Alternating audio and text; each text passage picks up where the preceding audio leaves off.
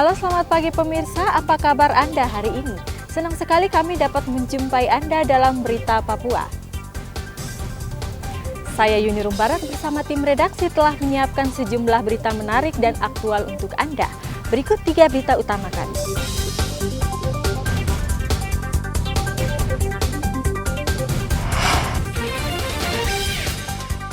Kelompok kriminal bersenjata membunuh satu pekerja pembangunan puskesmas di Kabupaten Puncak.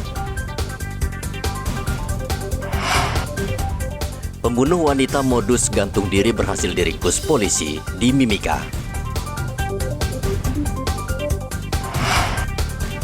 Peringatan Hari Santri, ribuan santri di Merauke ikut upacara.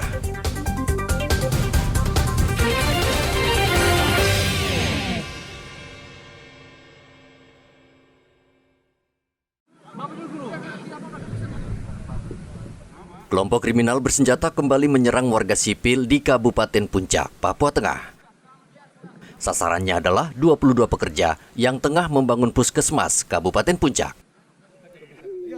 Dalam insiden tersebut 18 orang berhasil selamat, 2 orang luka-luka, dan 1 orang meninggal dunia. Seluruh korban selamat dan luka dievakuasi ke rumah sakit di Mimika. Saksi mengatakan sekelompok orang bersenjata api serta senjata tradisional mendatangi para pekerja dan menganiaya serta mengancam akan membunuh mereka. Langsung diserang, Bang? Iya, langsung diserang. Semua kambir hamburan itu. Ada 10 orang lebih kayak. Iya. Tidak tahu kalau masih ada yang dari belakang. Karena kami sudah mau lari semua. Bawa apa kan? Banyak barang, senjata ini, pistol, sama ada ini senjata panjang begini kayak. Yang panjang? Iya. Yang pendek ada, panjang ada? Ada. Dan itu tidak pernah muncul setelah itu, Bang. Ini baru pernah lihat orang-orang itu. Baru pernah lihat. Baru. Karena semua ini ada hitam semua mukanya tuh. Mereka sempat bicara kah tidak, Bang? Enggak. Cuma ini serang. masyarakat saja yang dikasih begini. Kita keluar. Masyarakat saja disuruh keluar yang tempatnya kami berkerumun itu. Baru kami saja yang di dalam. Terus bagaimana ceritanya tanya? Bisa lolos dari situ? Lari. Jadi pas Dikejar tapi tidak bisa didapat. Lari saja sampai di pos sana. lari ke pos. Iya. Ke pos. Iya. Di tower sana itu. Berarti yang korban meninggal itu dia tidak sempat lari? Enggak tahu juga karena banyak juga yang cerita. Enggak tahu saya juga nih, apa fokusnya saya itu cuma lari. Tenda baru dia datang langsung serang kita tuh kasih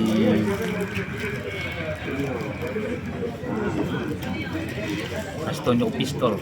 Dia bawa senjata apa aja? Yo, Parang? parang dengan panah pistol baru dia langsung dia kasih bunyi pistol tuh kita rampuran lari baru tangan tidak tahu kenapa ya. Oh, jadi ini tidak tahu ya? Bisa Tidak tahu, udah kena aja? Yo, karena kita sudah lari di tengah jalan baru kita lihat tangan sudah putus ini. Baru yang lain itu Om sempat lihat yang korban lain? Tidak lihat karena kita sudah duluan tuh. Jadi selamatkan diri aja ya? Yo, Sekitar berapa orang itu yang mana? pelaku? Banyak karena yang dulu itu lebih 10. Dari belakang itu banyak sekali. Jadi mungkin kena parang Om ya? Iya, kena parah. Tim gabungan Satgas, Kartens, dan TNI langsung ke lokasi dan mengevakuasi seluruh korban. Pekerja bangunan yang meninggal bernama Oto, berusia 35 tahun. Jasadnya langsung diterbangkan ke kampung halamannya ke Toraja, Sulawesi Selatan. Igobat Momolin melaporkan dari Mimika, Papua Tengah.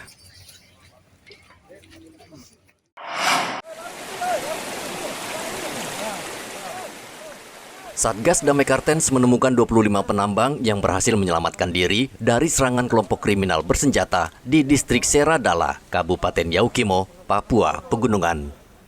Berarti total sudah 45 penambang berhasil menyelamatkan diri dari tindakan brutal KKB yang kerap menyerang warga sipil. Satgas Damai Kartens hingga saat ini masih melakukan penyisiran untuk menemukan para pendulang emas lain yang mungkin selamat. Kalau situasi di Yaukimo, di kotanya sendiri sebenarnya dalam keadaan aman ya. Ini kan yang kemarin terakhir kan kejadian itu kan di lokasi penambangan yang dari kota DKI itu kan kurang lebih kan 2 jam. tujuan perjalanan. Dan anggota kemarin dari Satgas Damai Kartens itu bersama anggota Polres kan sudah mengevakuasi beberapa korban, baik korban yang meninggal di hari pertama yang kita ketahui kan 7 orang, bertambah dengan yang luka-luka. Dari penambang yang kita sudah evakuasi. Tentunya anggota di sana masih kami minta untuk bekerja semua. Apabila masih ada penambang di sana, kami minta untuk keluar dulu, sehingga nanti langkah-langkah penegakan hukum yang dilakukan oleh Polda Papua yang di depannya dikedepankan dari Damai Kartens ini bisa kita lakukan dengan maksimal. Nah, saya sudah minta untuk betul-betul semua harus ditegakkan hukumnya. Nah, tentunya kita juga nanti akan mengambil keterangan dari para penambang itu, paling tidak kan untuk melihat berapa banyak kelompok yang kemarin turun untuk mengganggu di areal. Proses pencarian para pendulang ini tidak mudah karena Satgas Damai Kartens kerap mendapat gangguan dari kelompok bersenjata, bahkan beberapa kali terlibat kontak tembak. Seluruh pendulang emas langsung dibawa ke Polres Yaukimo untuk mendapatkan perawatan medis. Polisi juga akan meminta keterangan terkait kronologis penyerangan. Saat ini situasi di Kabupaten Yaukimo sudah relatif aman, namun anggota gabungan TNI Polri masih berjaga-jaga dan melakukan patroli rutin. Arthur melaporkan dari Yaukimo, Papua Pegunungan.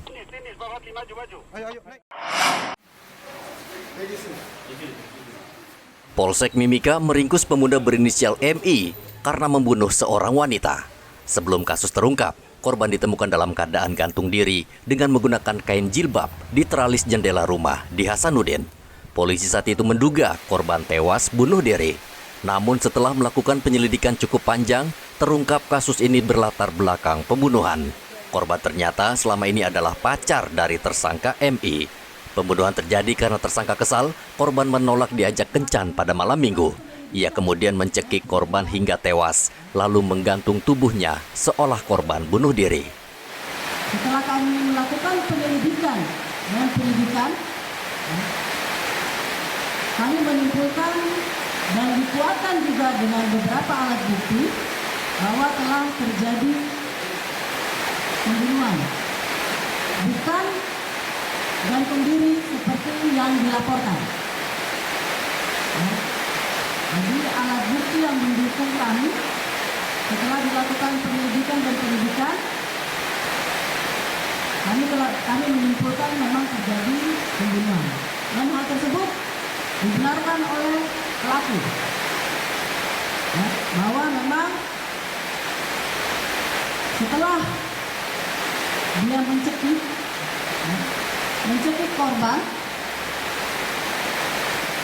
dengan menggunakan selendang jilbab yang bentuknya panjang itu pasmina ya. Ini dia mengikat leher kemudian dikaitkan di teralis jendela. Selain kasus pembunuhan, Polsek Mimika baru juga meringkus 2 orang yang terlibat kasus pengeroyokan di Kompleks Pasar Gorong-Gorong pada 26 September lalu. Kasus pengeroyokan ini menyebabkan seorang pria tewas akibat luka tikaman. Igobat Momolin melaporkan dari Mimika, Papua Tengah.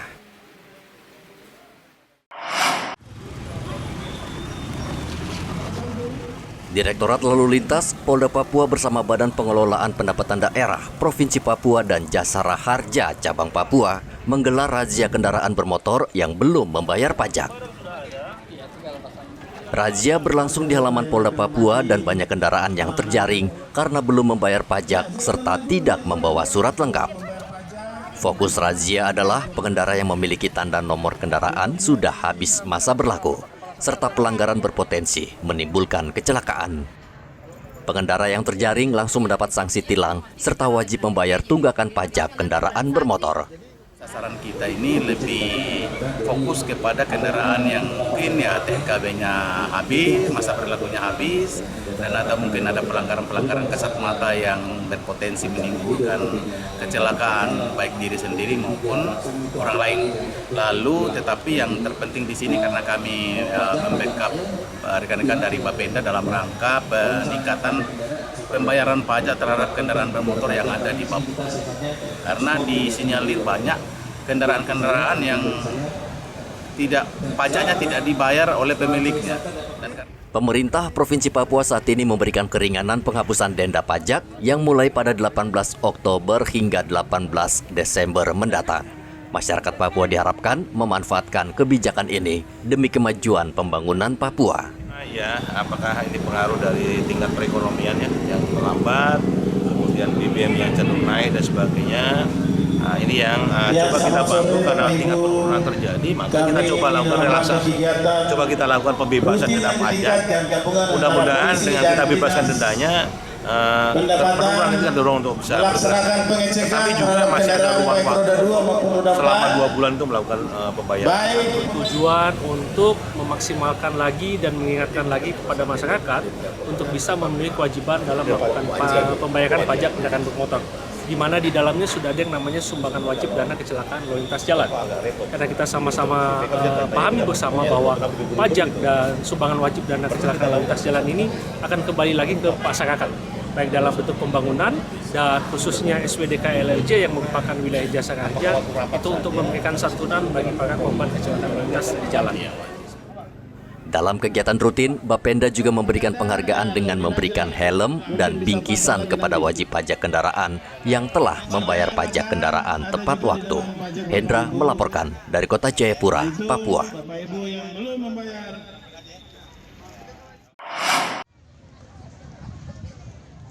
Sekitar 1.000 santri dari berbagai pesantren dan lembaga pendidikan Islam menghadiri upacara Hari Santri Nasional yang berlangsung di lapangan kapsul waktu Pemkab Merauke Minggu kemarin. Mereka berasal dari pesantren mulai dari tingkat madrasah, sanawiyah, aliyah, dan perguruan tinggi. Upacara dipimpin Wakil Bupati Merauke, Ridwan. Ia mengajak seluruh santri di Merauke agar tekun menuntut ilmu dan menjadi tauladan bagi pelajar lain di Merauke. Ridwan juga menyinggung aksi heroik para santri dalam merebut kemerdekaan pada 10 November di Surabaya yang dipimpin Bung Tomo. Pada hari ini, dari unsur Muspida, dari para tokoh-tokoh agama, dari pimpinan-pimpinan pondok pesantren, bahkan sampai dengan majelis-majelis taklim, semuanya hadir untuk memeriahkan upacara pelaksanaan Hari Santri Nasional 2023 di Kabupaten Merauke, Provinsi Papua Selatan. Hari Santri jatuh pada tanggal 22 Oktober dan sebelum upacara, pada Sabtu lalu digelar kirap Hari Santri yang diikuti ribuan santri di Merauke. Muhammad Ridwan melaporkan dari Merauke, Papua Selatan. Hingga kini antrean pengendara membeli Pertalite masih terlihat di sejumlah SPBU di Merauke. Akibat harga Pertamax naik, banyak warga beralih ke Pertalite walaupun mereka harus antre berjam-jam. Kondisi ini mengakibatkan sejumlah petugas SPBU kewalahan. Pertalite memang ada peningkatan karena antrian kendaraan semakin hari semakin banyak. Karena faktornya itu dari kenaikan itu Pertamax itu. Nah, itu dari Pertamax itu dari 14.300 karena antrian untuk Pertalite dan tiap hari semakin bertambah. Kalau Pertalite-nya biasa kalau dijual itu berapa jam kalau normalnya itu? Kalau normalnya kita biasanya sampai 4 jam atau 4,5 jam. Kalau sekarang ini? Kalau sekarang kita sampai jam sekitar, kalau kita start dari jam 9 sampai setengah 4. Berarti 6 jam ya? Ya. Nah itu kalau kuotanya berapa per hari jualnya, berapa KL itu? Itu kita biasa sampai 11 atau 12 kalau umpamanya kuotanya dari sana dikirim 16, baru kita jual sekitar 12. 12 ya. Gitu. Kalau Pertamax tetap seperti biasa. Nah, Pertamax ya kalau untuk sementara sekarang itu masih tetap 1.000 liter ya. 1.200 per tiap hari ya. Sebaliknya, penjualan Pertamax cenderung menurun karena memang harganya tinggi dan memberatkan banyak pengendara, khususnya roda 2. Mayoritas SPBU hanya menjual 800 liter per hari, turun dari 1.000 liter per hari. Muhammad Ridwan melaporkan dari Merauke, Papua Selatan. Hujan yang turun akhir-akhir ini di Merauke membawa berkah. Jumlah titik api atau hotspot yang bulan Oktober lalu berjumlah 600 titik api, kini turun drastis menjadi 70 titik api akibat diguyur hujan. Sebagian besar titik api tersebut tersebar di kawasan Kimam, Ilwayap, Merauke.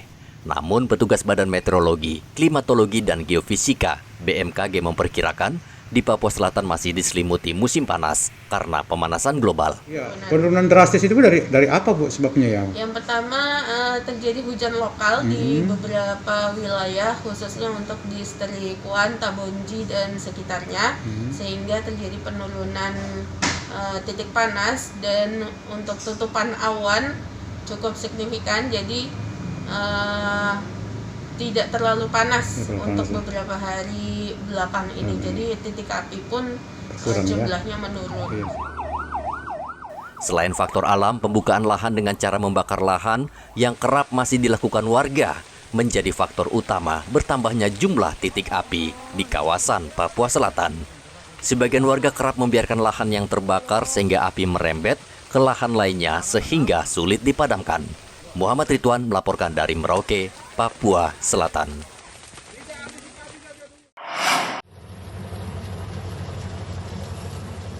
Penjabat Gubernur Papua Barat Paulus Waterpauw ikut panen raya bersama petani di Kabupaten Teluk Bintuni, Papua Barat. Padi yang dipanen adalah padi nutrisi di lahan seluas 1.000 meter. Lahan ini merupakan percontohan yang nanti akan dimanfaatkan warga setempat untuk menekan stunting atau tengkes dan kemiskinan ekstrim. Paulus Waterpauw berharap Kabupaten Teluk Bintuni bisa menjadi lumbung pangan bagi Provinsi Papua Barat. Ke depan saya berharap selain dengan stunting, kemiskinan ekstrim dan lain sebagainya, ke depan kami berharap Bintuni merupakan salah satu lumbung beras, lumbung pangan bagi kita yang ada di Papua Barat.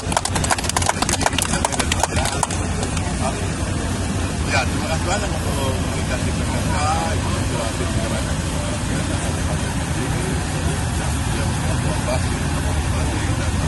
Kemudian dengan Pak Dinas Pertanian, dengan petani di sini, dan juga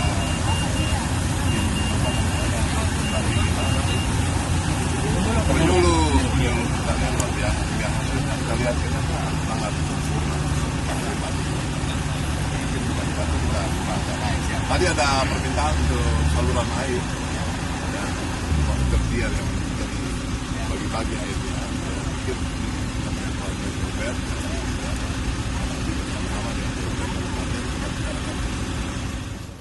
Padi nutrisi memiliki keunggulan, salah satunya padi ini memiliki masa panen yang pendek, yakni 3 bulan. Gubernur juga berjanji akan mencarikan solusi mengatasi masalah pengairan agar lahan sawah lebih produktif. Edi melaporkan dari Teluk Bintuni, Papua Barat. Informasi tadi sekaligus menutup jumpa kita dalam Berita Papua hari ini. Saya Yunrum Barar bersama tim redaksi mengucapkan terima kasih atas perhatian Anda. Selamat pagi dan sampai jumpa. Wanyambe.